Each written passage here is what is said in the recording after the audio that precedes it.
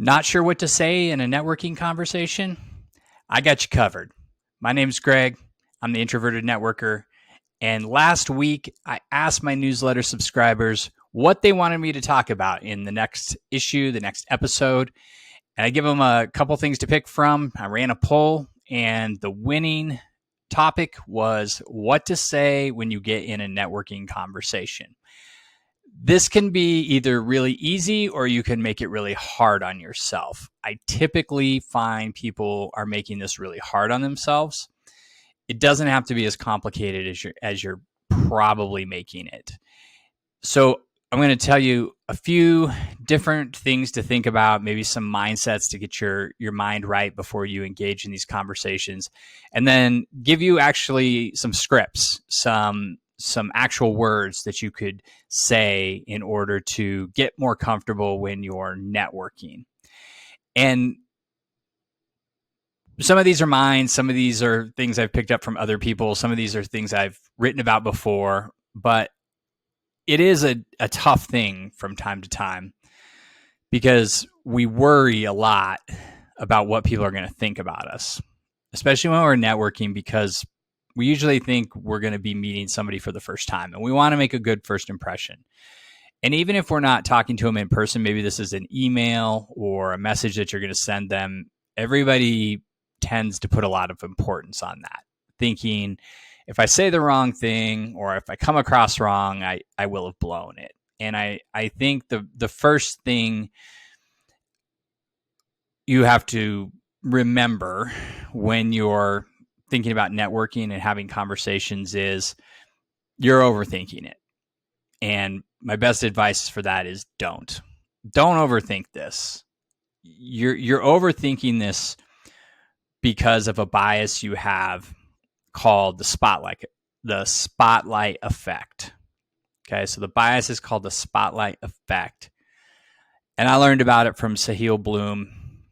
Writes a great newsletter, always has a good insight, and he comes back to the spotlight effect a lot. And what the spotlight effect is you thinking that other people are putting a spotlight on you and watching everything you do. You're thinking that everybody is paying attention to every move you make, and you're thinking that everybody's thinking about you all the time. And that's perfectly normal. It's nothing self-centered or selfish or narcissistic about that. We all do it. We all worry that everybody's looking at us. And the reality is they're not. And you know how I know they're not? Because if everybody is worried about everybody else thinking about them, guess what they're not doing? Thinking about you. Keep that in mind when you're thinking about networking, because the reality is the person you're talking to is probably not sitting there judging you. They're probably thinking about their own words they're writing, their own words they're saying. It's in their mind how they're coming across to you. They're probably not paying a lot of attention to what you're saying. Now, that being said, doesn't mean that you can't get better at communicating or having these conversations. It doesn't mean that you shouldn't try. But you shouldn't overthink this. But I know sometimes it's helpful to have somebody show you how to get started or give you scripts or templates. It helps you get going, right? It takes away the initial resistance. So we'll talk a little bit more about kind of different stages of the networking process. And remember, my process is 5 steps. You can get the free course, links in the show notes here, links in the newsletter. It's my 5 steps to grow your professional network course. It takes less than an hour. It's a video course. I walk you through my 5 steps, give you some things to do. And by the end of it, you should have a pretty good idea of a networking process that you can start right away. But within each one of those steps, there's different scripts. There's different things you can say. There's different ways to approach it. I'll tell you what you shouldn't do in any of these steps. You should not, in any of these networking conversations, just say, I'm looking for a job. Can you find me a job?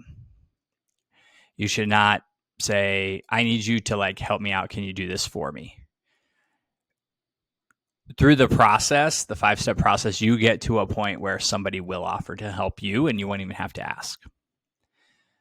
But at no time in any of this should you be saying, I need a job. What do you have? or here's my resume, can you give it to somebody?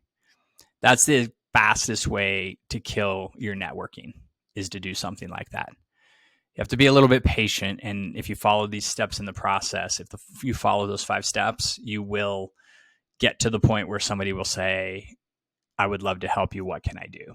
And then you can tell them what it is you're looking for or what you want to do. And there's some ways to be easy to help. Remember, that's step number 4. If you've already taken the course, or you've been watching these videos, or you've been reading the newsletter, you know the 5 steps. Step number 4 is be easy to help.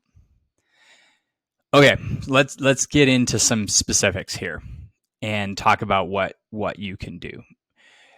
Let's say you're just starting your networking and you're connecting with people to start having conversations, but you're going to connect with them online and then turn them into in-person conversations. Step number 2 in the process. But you got to find these people, and I usually tell you to start with who you already know. So if you're going to start with who you know, if you went through LinkedIn or you went through your emails and you found some people that you know but have lost touch with, maybe former coworkers or customers or colleagues or people from your school, people from organizations, anybody that you know, and you're going to reconnect with them, what do you say? Remember, these are people you know. Like when your name pops up in their inbox, they're going to be like, oh, Greg. And they're probably going to read the email. They're probably not just going to say it's spam and delete it.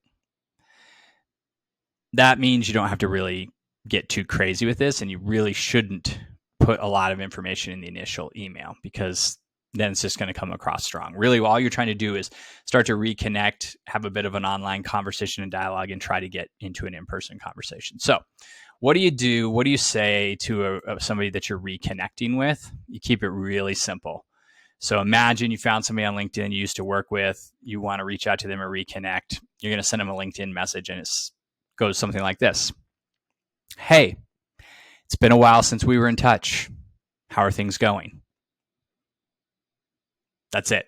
That's all you have to write. I mean, if you want to get more formal, you can. You could say something like, after we worked together at this company, I went to work at this other company, and I've been there for a few years. What's been up with you? Would love to get back in touch. That's it. That's all you're doing. And because you're basically just trying to pop back into their inbox or their messages and establish that reconnection. And they're probably going to respond and be like, hey, so glad to hear from you. It's been a long time. What's new? And then you can say, well, I worked at this place. I'm now working at another place, or I was working here and I'm looking for a new job. And I'm just trying to get back in touch with some of my former colleagues, try to reestablish some connections.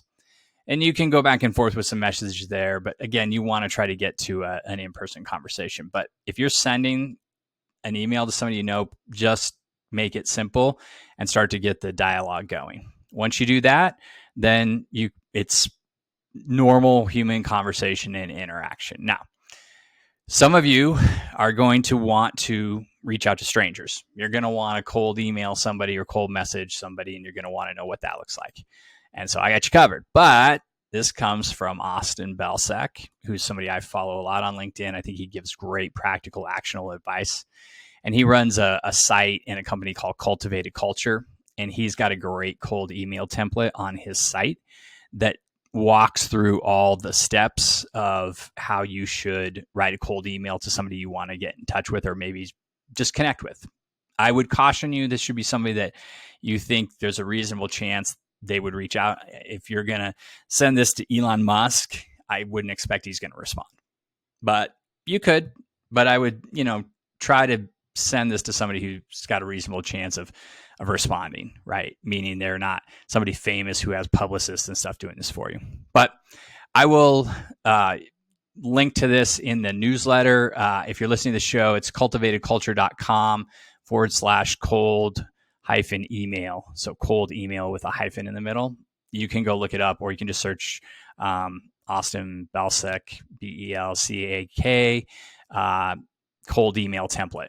And it's on his website, and you can find it. But it's great template if you still want to send a cold email template. Now, moving on. So you've sat down, you've got an in-person conversation with somebody, and you're wondering, what do I say when I sit down to have an in-person conversation with somebody? And this really works with people who you already know, but it can also work with somebody you just met. I would say first thing is you can do this on the phone. That's the other thing is people get really wrapped up and they're going to sit down to lunch or coffee with somebody and they think of all the formalities that go along with this. It's much more time efficient to have these conversations on the phone, especially if it's somebody you don't really know and you're trying to kind of establish the relationship. Because if you just kind of met them and you want to have coffee or lunch, it's a little bit like dating. Like people, I mean, I have been married long before there was online dating apps, so I never did this, but from what I hear, people who go on dates typically try to do like coffee at first because it could be short. It's like non-committal. You could bail out of there if it's going bad. Lunch, dinner, those things are a little more formal. It's a little bit harder to do. I just say if you're meeting somebody networking, start with a phone call and see if it's somebody that you might want to get together with in person. Maybe you do, or maybe they live in another city and you can't. So you can do this on the phone. But the point of it is when you start talking to people, what do you say in these conversations? And, how does it start? I mean, I think first off, it's, you sit down, you start talking, you do the pleasantries. How are you? I'm great. What's new? And really what you're going for in this conversation is you're trying to be the person asking questions. You're trying to be the one asking the other person about themselves. So if nothing else, focus on making this about the other person, making it about them, not about you. And then ask them good questions, like ask better questions. Don't just say, what's new? What's going on? Can you tell me what you've been doing lately? I mean, more specific questions like what's something exciting that's happened to you in the past month? What's new in your life since the last time we talked, or what's been going on since we last interacted? What are you working on right now? What problems are you trying to solve at work? What's something you've accomplished that you're really proud of that's happened recently? And questions like that. So think about your questions in advance of this and think about what you want to ask the person. I mean, you kind of think about it as if you were going into you were going to be in a podcast interview, but you're the interviewer and you want to learn about the other person. So what questions would you ask other people? And then shut up and listen. That is so important because, again, this is not about you. This is about them. So the key thing you can do is ask the question and then stop talking and listen to what the other person says and really listen. And as you're listening, think of what they're working on and how you might be able to help them. How you could introduce them to somebody, how you could give them an idea, how you could give them a recommendation, even if it's like a book to read or a podcast to listen to or a newsletter to read. If you're talking about networking, you could tell them to check out the Introverted Networker and tell them that's where you got the idea of sitting down to this meeting. But my point here is let them do the talking, ask them about them. That's all the script you need. This doesn't have to be a scripted interview. Now, that being said, and I called this out in the previous issue of the newsletter, if you really want a template and you really need to go through a script, check out the 20-minute networking meeting. It's a book. You can find it on Amazon. It goes step by step. It's a short book too, so it's only 100 pages or so, maybe a little bit more. It's a really short book. You can get through it really quickly and it'll lay out a template for you if you really need a template. But I'm telling you, you don't need to overthink this. Really focus on asking people questions, listening to what they say, and then, as they answer, continue to ask more questions. That person is going to walk away feeling like, wow, that person really listened to me and I really liked talking to them and it was all about me and that made me feel good. Psychologically, it makes us feel good to talk about ourselves. So focus on the other person, and that will probably take care of most of your anxiety of what to say in these networking meetings. I hope that helps. I hope that addresses your question of networking scripts. If it doesn't, and you want to, you check out Austin's cold email template or you check out the book 20-minute networking meeting, and that still doesn't answer your question, please tell me exactly what the question is. Send me an email, comment in the comments here, comment on the newsletter, reply to the newsletter when you get it. All those things, you can tell me what's going on, what the problem is, and we'll work on it together. Have a great week. Use these ideas the next time you're having a conversation with a networking contact. Go out, meet some new people. Remember, always be connecting.